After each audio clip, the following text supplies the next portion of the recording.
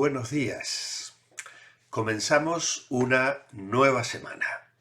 Estamos a lunes 11 de marzo y recorriendo la escritura a lo largo de este presente año, hoy nos toca leer en Números capítulo 26 a 29 y en Lucas capítulo 2. Meditaremos en Lucas capítulo 2 versículos 41 al 52. Escuchemos su lectura que Eli nos trae esta mañana. Lucas capítulo 2 versículos 41 al 52. Iban sus padres todos los años a Jerusalén en la fiesta de la Pascua, y cuando tuvo 12 años subieron a Jerusalén conforme a la costumbre de la fiesta. Al regresar ellos, acabada la fiesta, se quedó el niño Jesús en Jerusalén sin que lo supiesen José y su madre. Y pensando que estaba entre la compañía, anduvieron camino de un día y le buscaban entre los parientes y los conocidos, pero como no le hallaron, volvieron a Jerusalén buscándole. Y aconteció que 3 días después le hallaron en el templo sentado en medio de los doctores de la ley, oyéndoles y preguntándoles. Y todos los que le oían se maravillaban de su inteligencia y de sus respuestas. Cuando le vieron, se sorprendieron, y le dijo su madre: «Hijo, ¿por qué nos has hecho así? He aquí tu padre y yo te hemos buscado con angustia». Entonces él les dijo: «¿Por qué me buscabais? ¿No sabíais que en los negocios de mi padre me es necesario estar?». Mas ellos no entendieron las palabras que les habló. Y descendió con ellos y volvió a Nazaret, y estaba sujeto a ellos.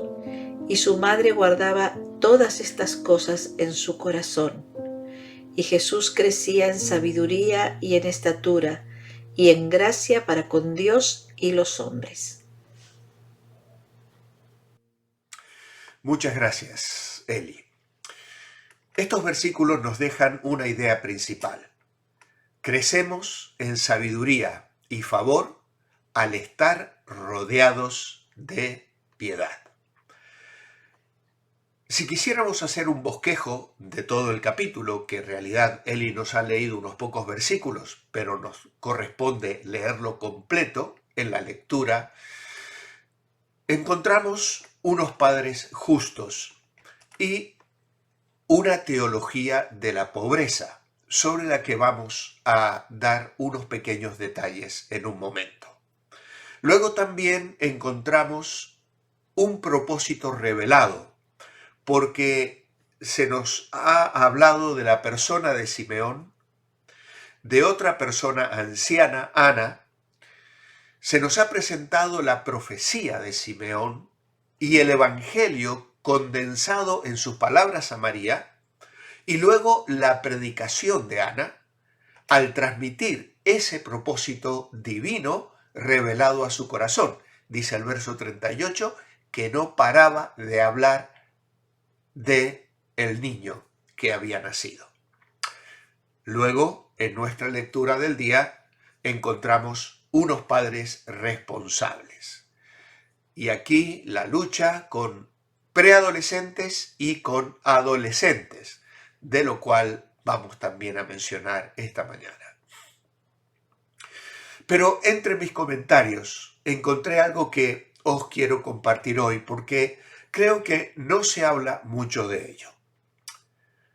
¿Te llama la atención que José y María presentaron 2 tórtolas o pichones? Es lo que debían ofrecerse si una familia no podía permitirse pagar o comprar un cordero. Esto lo leemos en Levítico capítulo 12, versículos 6 al 8. En otras palabras, Jesús nació en la pobreza. ¿Qué significa que el Salvador del mundo, el Hijo de Dios, haya nacido en un hogar con estas condiciones, de una madre y de una familia que vivían en la pobreza. Bueno, al menos 7 cosas podemos decir sobre esto. Primero, la pobreza no es un pecado. ¿Vale? Vuelvo a repetirlo. La pobreza no es un pecado. En segundo lugar, la pobreza no es la desaprobación de Dios. Es decir, no es que Dios te esté castigando. Obviamente que hay situaciones, como resultado del pecado, las drogas, el alcoholismo y el abuso de sustancias, que pueden destrozar la vida de una persona y de una familia y llevarla a la pobreza. Pero esto no es algo obligatorio para toda la gente. Hay gente que nace en la pobreza, cuyos padres han luchado toda la vida para salir de esa situación, y ni sus padres ni los que nacen en ese hogar han recibido directamente la desaprobación de Dios, el desagrado de Dios. Al contrario, hay gente pobre que son fieles cristianos. Y eso nos lleva directamente a un tercer apartado. La pobreza no impide que una persona adore a Dios. Puedes derramar tu corazón y tener una comunión íntima con el Dios soberano, el poseedor de todas las cosas, y vivir en una profunda pobreza. En cuarto lugar, la pobreza no necesariamente condena a una persona a estar en ese estado para siempre. Hay personas que luchan en la vida y pueden salir de esa situación fruto del estudio, fruto de un trabajo consecuente, leal y escalar posiciones sociales, diríamos así, en su vida. En quinto lugar, la pobreza no excusa la injusticia.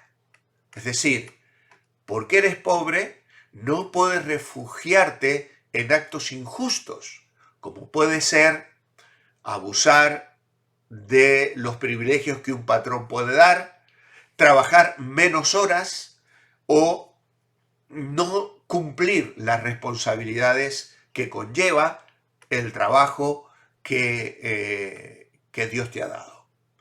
En sexto lugar, la pobreza no es vergonzosa en sí misma, de ninguna manera, porque la pobreza es una cruz que Dios confía a algunas personas durante un tiempo.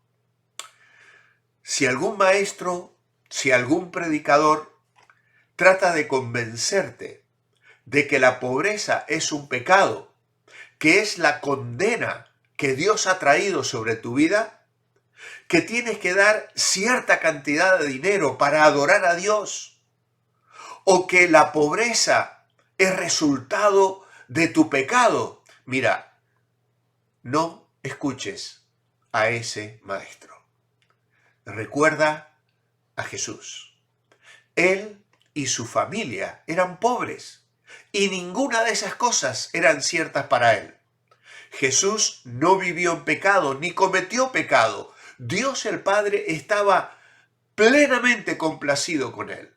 Sin embargo, luchó y vivió en el contexto de una familia que sufría la pobreza. Ahora bien, la pobreza es dura. Hay muchas tentaciones y mucho sufrimiento en ella. La pobreza es una cruz, pero para muchos de nosotros, que Dios nos ponga en esa situación es una gracia divina. ¿Por qué? Nos salva cuando las riquezas en realidad nos destruirían. Tendemos a pensar que la pobreza es solo una maldición, pero puede ser que Dios nos libre de cosas mucho peores que ella. En Proverbios capítulo 28, versículo 6, se lee: más vale pobre pero honrado que rico pero perverso. O como dice Eclesiastés capítulo 4 y versículo 13, más vale joven, pobre pero sabio, que rey viejo pero necio, que ya no sabe recibir consejos. Ahora bien, algunos pensamientos más en cuanto a la lectura que Eli nos trajo esta mañana. El hogar de José y María, donde Jesús fue educado, tiene algunas características de buena salud. En primer lugar, vamos a decir que ellos cultivaban la vida espiritual, porque subían al evento más importante de la vida religiosa de Israel y lo hacían todos los años. Subían a celebrar la Pascua. En segundo lugar, cultivaban la vida social. Subían en la caravana con otras familias, no en soledad ni aislados. Ellos conjugaban con naturalidad su relación vertical con Dios con otras relaciones horizontales. Y esta es quizá parte del mayor problema que enfrentamos las iglesias hoy. Vivimos aislados del contexto social. No tenemos impacto en el mundo que nos rodea porque no mantenemos relaciones con la sociedad.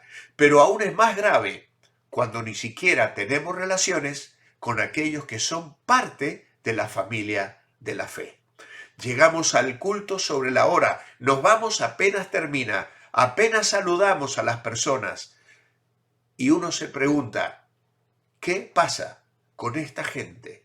¿Qué tipo de vida tienen? Que no quieren relacionarse ni les interesa profundizar en la vida de otras personas ni dejar que otros entremos en sus vidas. Algo raro hay allí, algo extraño hay allí cuando se tiene este comportamiento.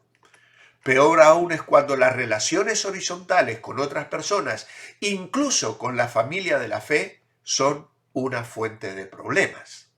Si vivimos en guerra, si vivimos con amargura, si vivimos luchando con otros hermanos en la fe.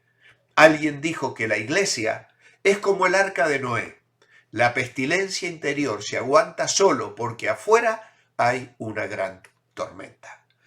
Sería muy triste pertenecer a una iglesia y a un contexto de comunidad de pueblo de Dios donde se tenga que llegar a esta conclusión. Hay pestilencia en lugar de haber amor, cordura, buen rollo, valorarse los unos a los otros. Cultivaban el desarrollo personal. A medida que Jesús va creciendo, van otorgándole mayor espacio para su autonomía.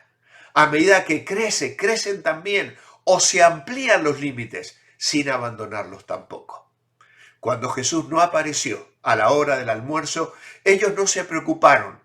Intuyeron que era bastante lógico que se arreglara con un bocadillo en la caravana, con algunos de sus amigos. No era necesario que ellos estuvieran permanentemente sobre su hijo, controlando cada movimiento. Pero cuando llega la noche, tiene que aparecer.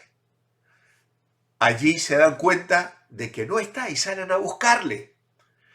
Y uno de los mensajes del mundo de hoy para nuestros hijos adolescentes es que deben vivir sin límites, renegando de la autoridad. Un hijo que no tiene límites ni autoridad sobre sí se siente poco amado y no tiene seguridad. Aquellos padres cultivaban una buena comunicación.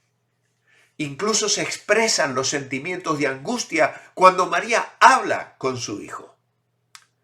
Y esto es trágico cuando en el hogar no se puede expresar lo que se siente. Qué importante es que los padres escuchen a los hijos, que los hijos escuchen a los padres, que los esposos se escuchen entre sí. Ya vamos a meditar sobre David y Absalón y la forma en que él manejó los problemas en su hogar. Señor, hoy oramos por sabiduría frente a la pobreza, si la tenemos que vivir, pero también para la vida social en el hogar, en la relación con nuestros hijos, en la vida matrimonial. Que sepamos honrarte, Señor, y tomar el ejemplo de esta preciosa familia donde colocaste a tu Hijo. Señor, haz de nosotros familias que reflejen tu bondad y tu amor cada día. En tu nombre, amén. Manteneos bendecibles y nos vemos mañana martes.